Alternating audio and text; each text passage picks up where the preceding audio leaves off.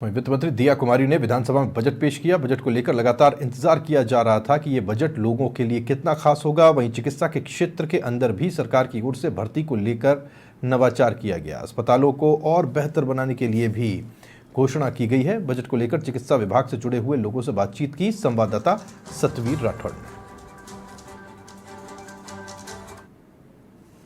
भजनलाल, सरकार का बजट आज पेश हो चुका है। दिया कुमारी ने बजट पेश किया। इसके साथ ही कई क्षेत्र के अंदर जो उम्मीदें हैं वो लगातार बरकरार थी कि उनके क्षेत्र के अंदर पूरी तरीके से जो विकास के नए आयाम खुलेंगे। क्या कुछ इस बजट के अंदर रहा, मेडिकल क्षेत्र में किस तरह की जो व्यवस्था है और किस तरीके से वो इंतजार कर रहे थे इस बजट का, वो क्या पूरी तरीके से खरा उतरा है या नहीं उतरा, इसके लिए हम मेडिकल के जो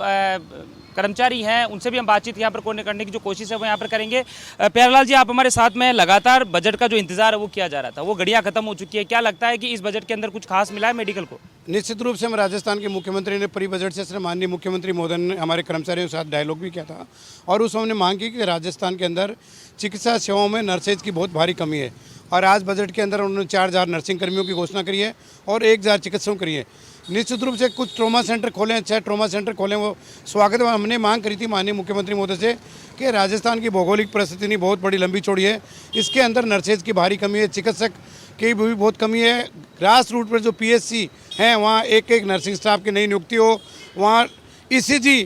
टेक्नीशियन और एक्सरे की मांग हमारी बड़ी मांग थी। और साथ ही राजस्थान के अंदर जो हमारे बाकी अस्पताल हैं 9045 पीएचसी सीएचसी से मिला के ग्रामीण सेक्टर में अस्पताल, आप देखते हैं कि आए दिन वहाँ अस्पतालों के अंदर बिजली की व्यवस्था नहीं है, हमारे जो कर्मचारी काम करते हैं उनके लिए रहने की कोई आवास व्यवस्था नहीं है। साथ ही जो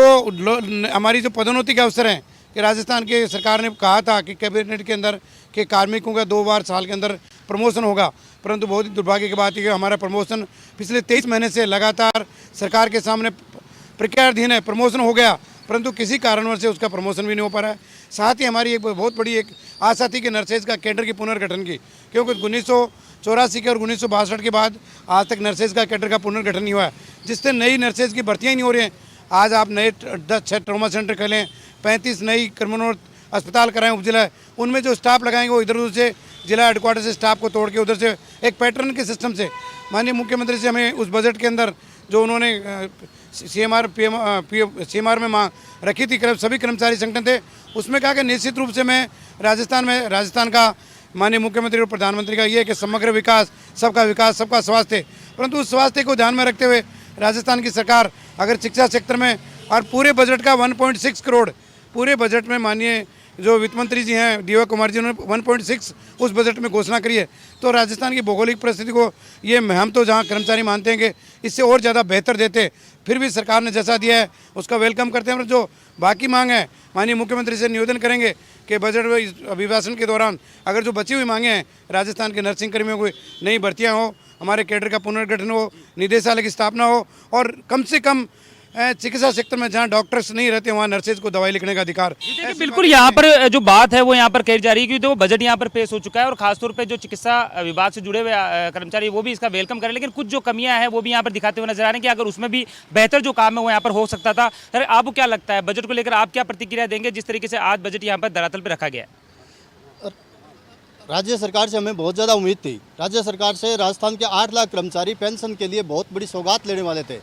पूर्ववर्ती सरकार अशोक गहलोत सरकार ने जो ओपीएस की घोषणा की थी, वर्तमान सरकार में उस पे एक शब्द भी नहीं बोला। ये पूरे राजस्थान के कर्मचारी वर्ग में बहुत इस चीज़ का रोष है, जिस रूप में मानता हूँ कि कर्मचारी वर्ग के लिए ग्रेजुएटी थोड़े बढ़ाया है राज्य, ये स्वागत योग्य है। और आरजीएचएस में भी उन्होंने अपने सास ससुर और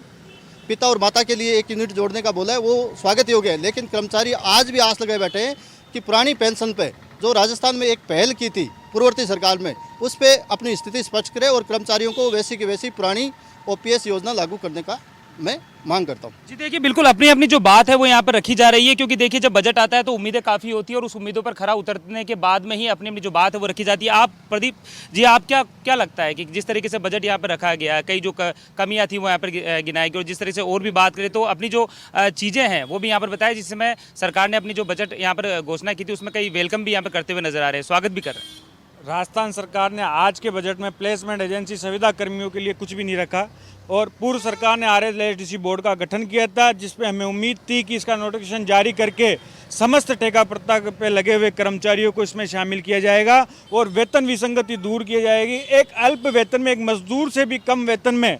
यहाँ नर्सिंग ऑफिसर कार्य कर रहा है, 7,900 रुपये में कार्य कर रहा है। जब यूटीपी एक अर्जेंट टेम्परेरी बेस है उसका 37,800 हो सकता है, तो फिर इन बाकी जो संविदा कर्मी लगे हुए हैं इनका वेतन भत्ता क्यों नहीं बढ़ सकता। सरकार से मैं आशा करता हूं कि आगामी इस पर संज्ञान लिया जाए और ठेका प्रथा पर लगे नर्सिंग ऑफिसर की मांग को पूरा किया जाए। जी देखिए, बिल्कुल अपनी अपनी जो बात है वो चिकित्सा विभाग से जुड़े हुए जो कर्मचारी है वो भी बता रहे हैं, और इसके साथ ही स्वास्थ्य से जुड़े हुए जो लोग हैं वो अपनी अपनी बात यहाँ पर रखते हुए नजर आ रहे हैं कि क्या कुछ जो कमियां हैं इस बजट के अंदर रहती हुई नजर आ रही है। जो उम्मीदें उन्होंने रख रखी थी वो उम्मीदों पर खरा उतरता ये बजट, लेकिन कुछ और चीज़ें यहाँ पर सामने मिल सकती, लेकिन इसके बावजूद भी चिकित्सा विभाग से जुड़े हुए सभी जो लोग हैं वो कुछ चीज़ों के ऊपर जो वेलकम है वो भी यहाँ पर करते हुए नजर आ रहे हैं कि बजट काफ़ी अच्छा था। कैमरा पर्सन भूपेंद्र सिंह के साथ सतवीर सिंह राठौड़, समाचार प्लस, जयपुर।